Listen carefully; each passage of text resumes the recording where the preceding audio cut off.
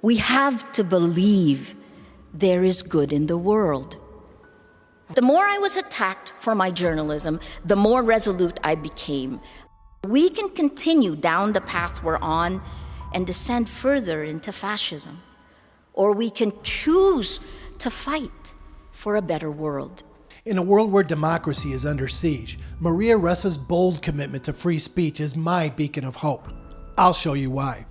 This is a story of one woman's relentless pursuit of the truth in the face of a murderous dictator. A dictator who would try to put her away for 100 years. The Philippines' path to democracy has been rocky, with periods of oppression and moments of triumph. In 1986, the People Power Revolution ousted dictator Ferdinand Marcos, ushering in a new era under President Corazon Aquino.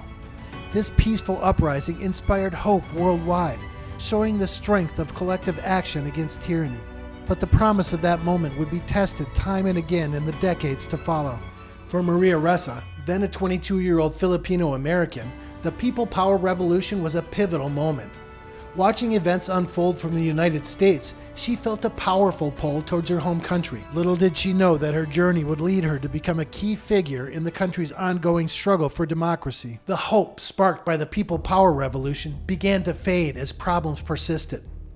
Corruption was still rampant, economic inequality widened, and political dynasties still dominated. Crime flourished, and the slow pace of change bred disillusionment among many Filipinos. In 2016, Rodrigo Duterte, a tough-talking mayor promising swift action against crime and corruption, rode a wave of populist sentiment to a landslide presidential victory. Unfortunately, it showed Filipinos' willingness to trade democracy for the allure of iron-fisted leadership. Duterte's presidency was marked by a brutal war on drugs that killed thousands of people without trial. Hitler massacred 3 million Jews. Now, there's a 3 million drug addicts. I'd be happy to slaughter them. The Philippine Drug Enforcement Agency reported over 6,000 deaths in anti-drug operations between 2016 and 2021. Human rights groups estimate the total death toll could be as high as 30,000, including vigilante killings. In the slums of Manila, families lived in constant fear as police raids grew more frequent and deadly. Parents often sent their children to stay with relatives in the countryside so they wouldn't get caught in the crossfire. Duterte's regime also cracked down on critics, with journalists and opposition politicians facing harassment, arrest, and violence. The Philippines became one of the deadliest countries for reporters, a stark reminder of the mortal danger Ressa faced every day.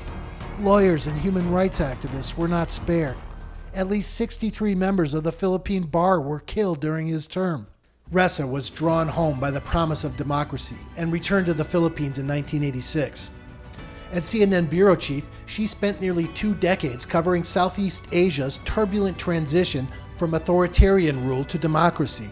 This experience gave her a front-row seat to the region's political evolution.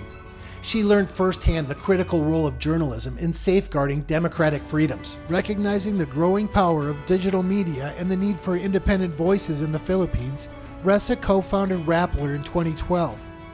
This online news site was dedicated to hard-hitting investigative journalism.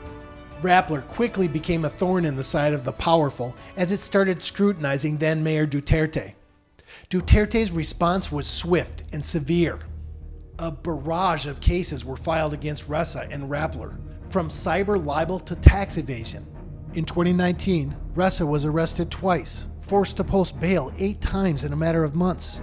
Despite the clear attempt to silence her, Ressa remained defiant. In 2019, armed agents entered Rappler's bustling newsroom and served a warrant for Ressa's arrest. As her colleagues watched in shock, Ressa calmly gathered her things. The silence in the newsroom was deafening, broken only by the sound of camera shutters as journalists documented this assault on press freedom. Ressa's resilience in the face of persecution was remarkable. Just hours after being arrested for the second time that year, Ressa spoke at a demonstration in Manila, protesting the attacks on press freedom. Addressing a crowd of supporters, Ressa said, "What we're seeing is death by 1,000 cuts to our democracy." The act of returning to activism after her arrest showcased Ressa's refusal to be silenced by legal intimidation tactics. As Ressa fought her legal battles, a larger war was being waged on social media. Duterte weaponized Facebook, using it to spread disinformation and attack critics. Ressa's investigation into this patriotic trolling exposed how authoritarians use social media to undermine democracy. Her warnings foreshadowed similar tactics used in faltering democracies worldwide. As a key ally with the second largest population in Southeast Asia, the Philippines' drift towards authoritarianism under Duterte alarmed the U.S. The Philippines' position in the South China Sea gives it geographical importance. The U.S. has long maintained a strong military presence in the country. Under Duterte, the Philippines pivoted away from the U.S. alliance toward China, threatening to undermine America's strategic position in Asia. As Duterte's term came to an end, many Filipinos hoped for a return to democratic norms. But the 2022 election of Ferdinand Marcos Jr., son of the former dictator, presented a new set of challenges to Ressa and Rappler. While more polished than Duterte, Marcos Jr. continued the trend of consolidating power and manipulating information. Duterte's daughter is his vice president. His administration's efforts to revise history and tighten control over the media directly clashed with Ressa's mission. Ressa and Rappler persisted in their critical reporting, covering issues from Marcos Jr.'s tax evasion case to ongoing human rights concerns.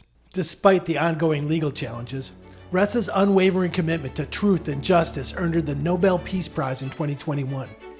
Then, in 2023, she was acquitted on tax evasion charges. But her battle is far from over. Ressa is currently appealing her conviction for cyber libel to the Supreme Court of the Philippines, for which she could be jailed for up to 6 years. Marcos Jr. has not publicly commented. Meanwhile, the tactics being used against Ressa, legal harassment, online disinformation, and intimidation are increasingly being used against journalists across the globe. In the face of these challenges, Ressa's courage reminds us that defense of press freedom is not just a Filipino fight, but a crucial battleground for democracy everywhere.